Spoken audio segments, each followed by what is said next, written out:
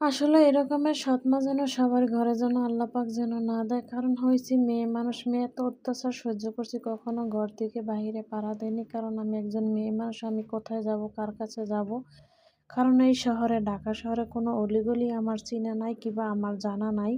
কিন্তু আমি কোথায় যাবো? আর আমার জায়গায় যদি একটা ছেলে মানুষ থাকতো, তাহলে এই অত্যাচার আমার মনে হয় না সে কখনো সহ্য করতো। কেন সহ্য করতো?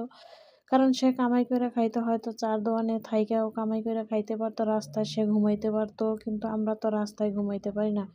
তাই এত সৎমার যন্ত্রণা সহ্য করে হইলেও রইছি। ওই বাড়ির দিকে তাকিয়ে নিছি। কিন্তু বাপ এমন হয়ে গেছে, তাবিজ করে ওনারা এরকমের বশ করে ফেলাইছে, উনি কখনো চোখেই দেখতে পারতো না। কারণ উনি মনে করতো যে আমি মনে হয় যে ওনার মেয়েই না, এরকমের আমার সাথে ব্যবহার করতো।